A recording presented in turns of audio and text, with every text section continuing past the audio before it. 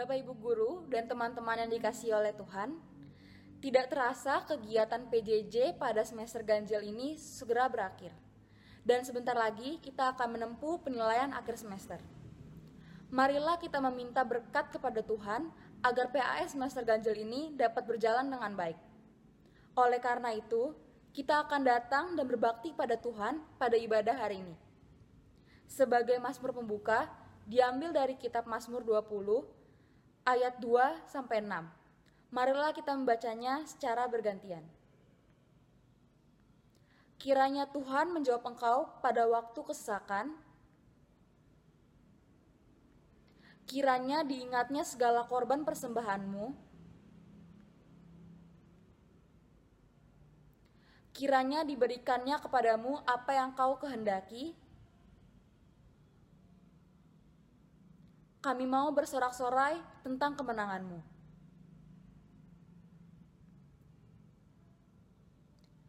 Bapak, Ibu Guru, dan teman-teman, dalam ibadah hari ini kita diajak untuk menyadari bagaimana agar selalu terarah pada Allah dalam segala pergumulan yang sedang kita hadapi dan selalu percaya bahwa Allah lah yang menganugerahkan tuntunan dan kekuatan.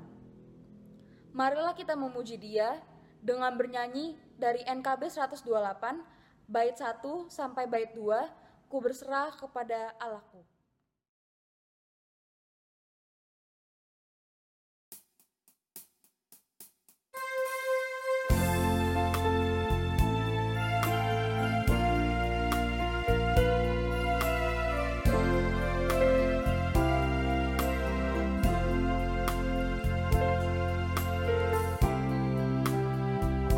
Berserah kepada Allahku,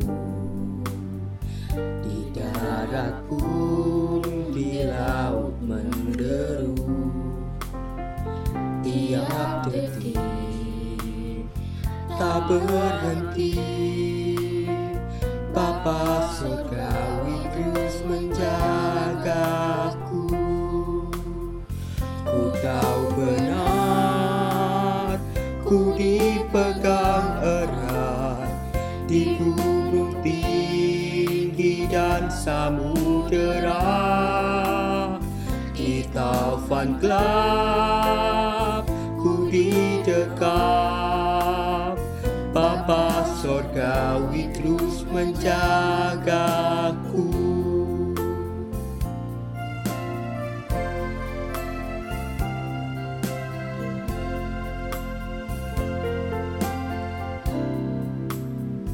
Mawar di taman dihiasinya,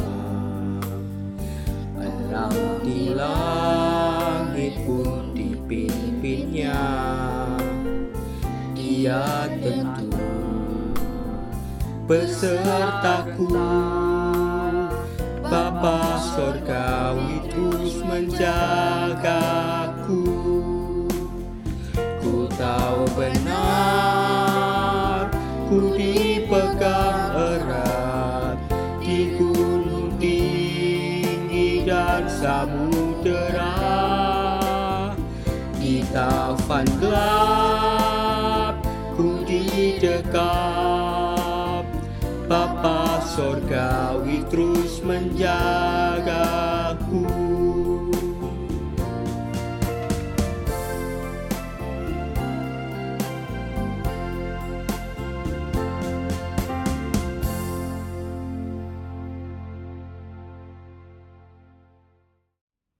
Teman-teman dan Bapak Ibu Guru yang saya kasihi, marilah kita bersatu di dalam doa. Tuhan Yesus, terima kasih atas berkat-Mu kepada kami semua anak-anak-Mu pada hari ini, sehingga kami semua dapat berkumpul di ruang Zoom ini untuk memuji dan memuliakan nama-Mu ya Tuhan. Tuhan, sebentar lagi kami akan mendengar sebagian dari firman-Mu. Tuhan yang berkati kami, agar kami dapat mengerti dan melaksanakannya dalam kegiatan sehari-hari kami. Tuhan juga yang berkati pendeta yang akan membawakan firman-Mu dan menyampaikan firman-Mu kepada kami ya Tuhan. Tuhan yang berkati agar kami semua dapat fokus mendengarkan firman-Mu. Tuhan juga yang berkati ibadah kami dari awal, pertengahan, hingga akhir, sehingga ibadah kami ini dapat berjalan dengan lancar. Tuhan, Engkau tahu sebentar lagi kami akan menjalankan PAS semester ganjil. Tuhan yang berkati agar kami dapat menjalankannya dengan baik dari masa persiapan hingga hari H PAS semester ganjil. Tuhan yang berkati kami agar dapat mendapatkan hasil yang terbaik dan dapat mempersiapkannya dengan baik. Tuhan juga yang berkati guru-guru dan karyawan yang membantu kami dalam mempersiapkan PAS dan mengajar kami selama PJJ ini ya Tuhan. Tuhan juga yang berkati kesehatan kami agar kami dapat melakukan kegiatan kami dengan baik. Tuhan, kami adalah makhluk yang berdosa. Tuhan yang ampuni kesalahan-kesalahan kami maupun yang kami sengaja ataupun tidak sengaja. Dalam nama Tuhan Yesus, kami telah berdoa dan mengucap syukur kepadamu. Haleluya, amin.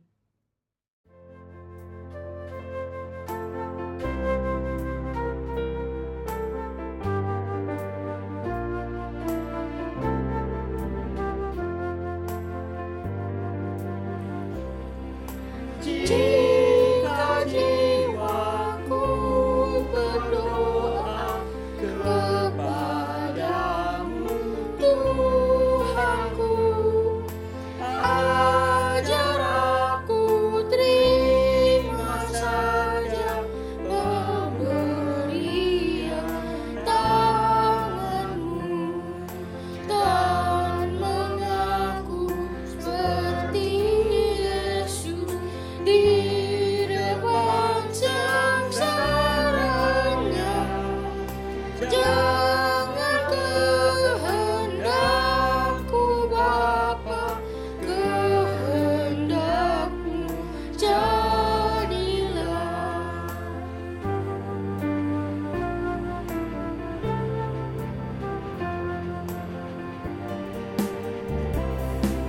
Apa juga yang kau timbang baik untuk hidupmu, biar aku pun setuju dengan maksud hikmatmu, menghayati dan percaya walau hatiku lemah. Jangan kehendakku Bapa, kehendakmu jadilah.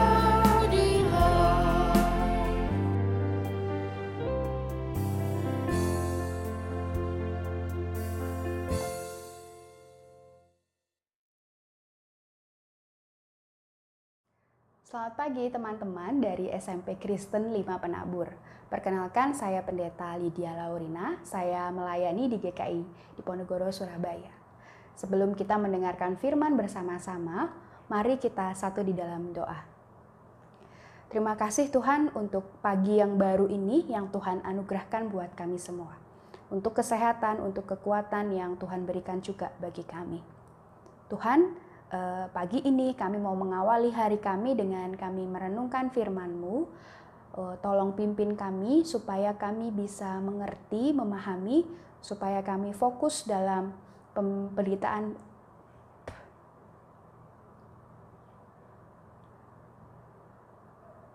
Selamat pagi teman-teman dari SMP Kristen 5 Penabur. Perkenalkan, saya Pendeta Lydia Laurina. Saya melayani di GKI Diponegoro, Surabaya. Sebelum kita mendengarkan firman Tuhan, mari kita berdoa bersama-sama. Terima kasih ya Tuhan untuk pagi yang baru ini yang Tuhan anugerahkan bagi kami semua. Kami juga bersyukur untuk kesehatan, kekuatan sehingga kami masih bisa beraktivitas di pagi ini. Sebentar lagi kami akan merenungkan firman-Mu Tuhan. Tolong kami, pimpin kami supaya kami bisa fokus mendengarkan firman ini dengan baik. Dan kami juga mengerti apa yang Tuhan ajarkan lewat firman yang akan kami baca dan renungkan ini. Tolong kami supaya kami bisa melakukannya dalam kehidupan kami sehari-hari. Terima kasih, hanya di dalam nama Tuhan Yesus kami berdoa. Amin. Teman-teman, kita akan membaca firman Tuhan dari 1 Samuel pasal 1 ayat 1-10 yang berbunyi demikian. Ada seorang laki-laki dari Ramathaim Zophim dari pegunungan Efraim, namanya Elkana bin Yeroham bin Elihu bin Tohu bin Suf, seorang Efraim. Orang ini mempunyai 2 istri, yang seorang bernama Hana dan yang lain bernama Penina. Penina mempunyai anak, tetapi Hana tidak. Orang itu dari tahun ke tahun pergi meninggalkan kotanya untuk sujud menyembah dan mempersembahkan korban kepada Tuhan semesta alam di Silo. Di sana yang menjadi imam Tuhan ialah kedua anak Eli, Hofni dan Pinehas. Pada hari Elkana mempersembahkan korban, diberikannya kepada Penina istrinya dan kepada semua anaknya yang laki-laki dan perempuan masing-masing sebagian. Meskipun ia mengasihi Hana, ia memberikan kepada Hana hanya 1 bagian, sebab Tuhan telah menutup kandungannya. Tetapi madunya selalu menyakiti hatinya supaya ia gusar, karena Tuhan telah menutup kandungannya. Demikianlah terjadi dari tahun ke tahun, setiap kali Hana pergi ke rumah Tuhan, Penina menyakiti hati Hana, sehingga ia menangis dan tidak mau makan. Lalu Elkana suaminya berkata kepadanya, "Hana, mengapa engkau menangis? Dan mengapa engkau tidak mau makan? Mengapa hatimu sedih? Bukankah aku lebih berharga bagimu daripada 10 anak laki-laki?" Pada suatu kali, setelah mereka habis makan dan minum di Silo, berdirilah Hana, sedang Imam Eli duduk di kursi dekat tiang pintu bait suci Tuhan. Dan dengan hati pedih, ia berdoa kepada Tuhan sambil menangis terseduh-seduh. Demikianlah firman Tuhan. Teman-teman sekalian, seorang Jack Ma pernah harus mengulang tes berkali-kali untuk ujian kenaikan kelas. Seorang Steve Jobs pernah dipecat dari perusahaan yang dia dirikan. Seorang Walt Disney, dia pernah kehilangan pekerjaan karena dia dianggap tidak kreatif dan inovatif. Lalu ada J.K. Rowling. Sebelum novelnya Harry Potter menjadi bestseller, J.K. Rowling pernah ditolak oleh banyak penerbit. Lalu ada Hwang Dong-hyuk, penulis naskah film Squid Game. Dia bilang bahwa ide cerita film itu ternyata baru bisa direalisasikan setelah 10 tahun ditolak oleh berbagai rumah produksi. Ada begitu banyak cerita kegagalan-kegagalan di balik kehidupan orang-orang yang berhasil ini. Ada lagi yang mau kita tambahkan, cerita kegagalan-kegagalannya. Teman-teman, pengalaman orang-orang hebat itu menunjukkan bahwa sebelum mereka mencapai keberhasilan, mereka harus melewati hari-hari penuh pergumulan. Hari-hari yang mungkin bikin mereka kecewa, hari-hari yang membuat mereka mengalami kepahitan, dan mungkin membuat mereka berpikir, aduh apa nyerah aja ya, capek nih, ditolak melulu, gagal melulu, kecewa dengan banyak hal. Tapi yang terpenting sebetulnya adalah bukan soal kegagalannya, melainkan apa yang mereka pikirkan ketika mereka menghadapi pergumulan-pergumulan itu. Yang terpenting adalah bahwa yang membuat mereka menikmati keberhasilan hari ini adalah karena mereka tidak memilih menyerah saat ada dalam pergumulan-pergumulan itu. Mungkin mereka terfikir ya, gitu. Tapi mereka tidak memilih menyerah saat ada dalam pergumulan-pergumulan itu. Nah, teman-teman, kita mungkin berharap hidup itu nggak perlu pergumulan deh kalau boleh gitu ya. Nggak usah ada yang namanya pergumulan dalam kehidupan kita. Tapi tentu saja keinginan seperti ini nggak realistis gitu. Karena kita tahu nggak ada ceritanya orang hidup tanpa pergumulan. Karena sepanjang hidup kita, dari kita kecil, kita tumbuh dewasa, sampai kita orang tua nanti, sampai kita dipanggil Tuhan nanti, pasti akan ada pergumulan-pergumulan yang kita hadapi. Waktu kecil, kita untuk bisa jalan, harus berusaha, harus berjuang. Ketika kalian usia sekolah, ya pergumulan kalian adalah dengan PR, tugas-tugas, dengan dalam pergaulan, bagaimana bisa diterima oleh teman-teman yang lain. Nanti ketika sudah lulus sekolah ya bergumul dengan dunia pekerjaan ya, bagaimana bisa diterima bekerja di tempat yang baik, di perusahaan yang bagus, sesuai dengan minat, sesuai dengan kemampuan kalian, dan kalian punya kesempatan mengembangkan diri. Nanti ketika kalian sudah menikah, ya bergumul lagi dengan persoalan rumah tangga misalnya. Seperti yang dihadapi oleh Ibu Hana yang kita baca bersama-sama di dalam 1 Samuel pasal 1 ayat 1-10 tadi. Hana mengalami pergumulan apa? Dia mengalami pergumulan karena dia belum mempunyai anak. Bayangkan, dia sudah bertahun-tahun menikah tapi belum dikaruniai anak. Padahal dia sangat menginginkan untuk memiliki anak. Dan pergumulan dia itu masih ditambah lagi oleh suaminya Elkana yang menikah lagi dengan Penina. Karena budaya waktu itu teman-teman sekalian mengharuskan atau mewajibkan seseorang itu punya anak supaya dapat melanjutkan garis keturunan mereka. Kalau kita perhatikan tadi di ayat 1 misalnya penyebutan nama Elkana itu tidak cukup hanya menyebut nama Elkana orang Efraim, tapi harus menyebutkan siapa nama ayahnya, siapa nama kakeknya, siapa nama kakek buyutnya bahkan gitu. Itu menunjukkan betapa pentingnya buat orang-orang di masa itu seseorang punya anak supaya garis keturunannya itu terus berlanjut. Tentu bukan berarti Alkitab menyetujui orang boleh menikah lagi, punya istri atau suami lebih dari 1, 2, 3, 4 gitu ya. Justru Alkitab menunjukkan bahwa peristiwa itu banyak menimbulkan hal-hal buruk seperti yang dialami oleh Hana ini. Nah, pergumulan Hana makin bertambah lagi karena istri keduanya Elkana ini yaitu Penina bersikap jahat terhadap Hana. Dia selalu memancing emosi Hana gitu ya. Dia merendahkan Hana, dia mengolok-olok Hana karena Hana nggak punya anak sedangkan dia punya. Kita bayangkan dari sisi Hana gitu. Udah nggak punya anak itu bikin dia sedih. Melihat suaminya menikah lagi itu pasti bikin dia makin sedih.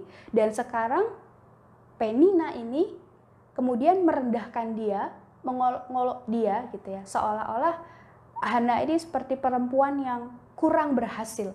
Perempuan yang tidak berharga, tidak bernilai gitu. Itu yang dialami oleh Hana. Tetapi apa yang kemudian Hana lakukan ketika dia menghadapi pergumulan seperti itu? Ketika dia menghadapi olokan dari Penina, ketika dia diejek, ketika dia dihina, apa yang dia lakukan? Apakah kemudian Hana memilih untuk menyerah dengan semua kondisi itu? Apakah dia kemudian memilih untuk mengakhiri hidupnya supaya dia lepas dari semua pergumulan itu? Apakah dia kemudian memilih membalas perlakuan jahat Penina dengan kata-kata yang juga menyakitkan? Apakah kemudian Hana memilih untuk menjauh dari Tuhan? Karena Tuhan nggak juga kasih apa yang dia inginkan. Ternyata teman-teman, itu semua tidak dipilih oleh Hana. Bukan itu yang dilakukan oleh Hana di tengah pergumulannya. Bagi Hana, beratnya pergumulan bukan jadi alasan untuk dia jauh dari Tuhan. Di tengah pergumulan yang berat, Hana justru berdoa makin hebat. Setiap kali dia datang ke bait suci Tuhan, dia berdoa di sana. Hana juga tidak sibuk untuk membalas perlakuan Penina. Hana tidak berpikir untuk menyerah. Dia datang pada Tuhan dan memohon apa yang menjadi keinginannya. Hana memilih untuk fokus pada hal-hal yang lebih penting dan baik untuk dirinya. Hana memilih untuk fokus membangun relasi, membangun hubungan yang lebih dekat dengan Tuhan lewat doa yang dia lakukan secara konsisten. Ingat tadi kalau kita perhatikan bahwa dia bukan cuma sekali waktu aja datang ke bait suci Tuhan, tapi secara rutin bertahun-tahun dia datang ke bait suci Tuhan. Dan dia berdoa dengan sungguh-sungguh di sana. Teman-teman, apa yang jadi pergumulan kalian? Kalian mungkin juga mengalami situasi yang gak gampang, situasi yang susah. Pergumulan kalian mungkin beda pasti dengan Ibu Hana. Pergumulan Ibu Hana seputar kehidupan keluarganya.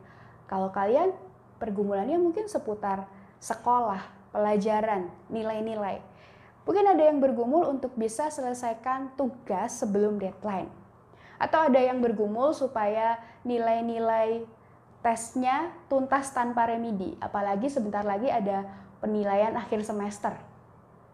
Ada yang bergumul juga supaya nanti semester depan bisa lulus ujian kenaikan kelas. Sudah mulai mempersiapkan dirinya dari sekarang.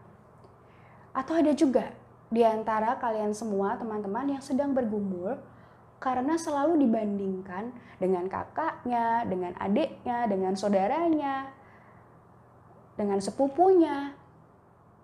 Dibandingkan karena mungkin nilai mereka lebih bagus dari kalian. Kalian dibandingkan dan kemudian kalian dianggap bodoh. Padahal kalian sebetulnya sudah berusaha. Di antara pergumulan-pergumulan ini, bisa jadi ada yang kalian alami sekarang. Kalau kita belajar dari Ibu Hana tadi, kalau kita mengalami pergumulan-pergumulan ini, mari jangan menyerah, fokus pada hal yang lebih membangun diri kalian, dan lakukanlah hal itu secara konsisten. Kalau kalian diremehkan, direndahkan, dianggap bodoh misalnya, dianggap nggak bisa apa-apa, kita memang nggak bisa menghentikan mereka ngomong begitu. Kita nggak bisa menutup mulut orang lain. Tetapi kita bisa menutup telinga kita. Kita berdoa, minta Tuhan kasih kekuatan dan kemampuan untuk melakukan hal yang terbaik. Lebih baik waktu dan energi yang kita punya kita pakai untuk belajar, mengupgrade diri kita, meningkatkan kemampuan diri kita, mengembangkan diri kita. Itu jauh lebih bermanfaat untuk diri kita. Oleh karena itu, teman-teman sekalian, ada satu kutipan yang bilang bahwa pergumulan yang kita hadapi hari ini membangun kekuatan yang akan kita butuhkan untuk menghadapi hari esok. Artinya apa? Kalau kita menghadapi pergumulan dan kita nggak menyerah dengan pergumulan itu, kita akan merasakan buahnya, yaitu pertumbuhan. Kita bertumbuh jadi orang yang punya mental makin kuat, karakter yang makin dewasa, dan relasi yang makin dekat dengan Tuhan. Jadi, jangan menyerah, selamat berjuang bersama Tuhan. Amin. Tuhan memberkati. Ya Tuhan, tolonglah anak-anak-Mu sekalian di dalam belajar mereka, di dalam kerja keras mereka, untuk mereka bisa mengerjakan setiap tugas-tugas dari sekolah, baik secara pribadi maupun berkelompok. Mampukan mereka juga untuk bisa berkonsentrasi dengan baik, berikan kecerdasan supaya mereka bisa memahami dan menguasai setiap materi yang diajarkan. Sehingga mereka semua bisa mengerjakan setiap tugas-tugas, setiap soal-soal, dan mempersiapkan penilaian akhir semester ini dengan sebaik mungkin. Berkati setiap apa yang menjadi cita-cita mereka, karena kami percaya bahwa masa depan setiap anak-anak ini ada di tangan Tuhan. Tuhan, tolonglah ketika mereka dalam pergumulan, berikan mereka kekuatan supaya mereka tidak menyerah. Tapi biarlah mereka percaya bahwa Tuhan juga ada bersama dengan mereka dalam setiap kerja keras mereka. Tuhan, kami juga berdoa untuk persiapan Natal SMP Kristen 5 Penabur. Tuhan berkati untuk semua yang terlibat di dalam kepanitiaan, baik guru maupun murid-murid. Tuhan Engkau tolong supaya persiapan ini boleh dilakukan dengan baik, dengan lancar. Berkati untuk semua latihan-latihan yang dilakukan, sehingga acara ini nantinya juga boleh berlangsung dengan baik dan semuanya dapat menghayati arti kelahiran Tuhan Yesus di tengah-tengah dunia ini. Kami juga berdoa Tuhan untuk para guru, para orang tua. Berkati para guru di dalam mengajar, di dalam mendidik dan mendampingi anak-anak. Tuhan juga berkati keluarga para guru masing-masing, berikan kesehatan, berikan kekuatan. Begitu juga para orang tua, berkati pekerjaan papa mama, berikan kesehatan, kekuatan untuk mereka semua. Juga Tuhan mampukan para orang tua, papa mama untuk bisa mendampingi anak-anaknya, menjadi sahabat, menjadi teman bagi mereka, mendampingi dalam belajar dan juga kehidupan mereka sehari-hari. Kami juga berdoa untuk Yayasan BPK Penabur. Tuhan Engkau berkati supaya Yayasan BPK Penabur ini boleh dikelola dengan baik. Berkatilah para pengurus, berikan hikmat bagi para pengurus dalam mengambil setiap keputusan dan kebijakan. Biarlah kiranya lewat Yayasan BPK Penabur ini Tuhan, anak-anak boleh dididik dan dipersiapkan menjadi pribadi yang bertumbuh di dalam iman mereka dan memiliki ilmu pengetahuan yang baik serta punya hati dan panggilan untuk melayani Tuhan dan sesama. Tuhan, kami juga berdoa untuk bangsa dan negara kami. Berkati bangsa dan negara kami supaya tetap dalam damai sejahtera di tengah segala keberagaman perbedaan yang ada. Biarlah kami tetap dapat saling menghargai dan menghormati satu sama lain, supaya kami bisa menjaga kerukunan di tengah-tengah perbedaan. Tuhan, kami juga berdoa supaya di tengah pandemi ini, pemerintah juga Tuhan beri hikmat untuk membuat aturan, kebijakan yang dapat membuat pandemi ini boleh kami lewati bersama-sama dengan baik. Kami juga berdoa supaya kami semua bisa menjalankan protokol kesehatan dengan baik. Berkati pemerintah dalam mengupayakan, memperjuangkan hak-hak pendidikan untuk seluruh anak-anak di Indonesia ini. Supaya semua anak di negara Indonesia ini, baik di kota besar hingga di tempat-tempat terpencil, mereka bisa mendapatkan pendidikan yang layak, yang baik untuk masa depan mereka. Terima kasih ya Tuhan. Hanya di dalam nama Tuhan Yesus kami berdoa. Amin.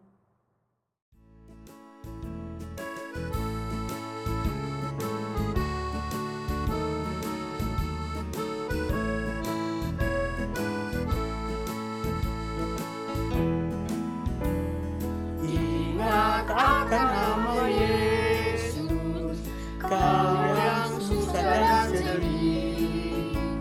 Nama itu menghiburmu, menasang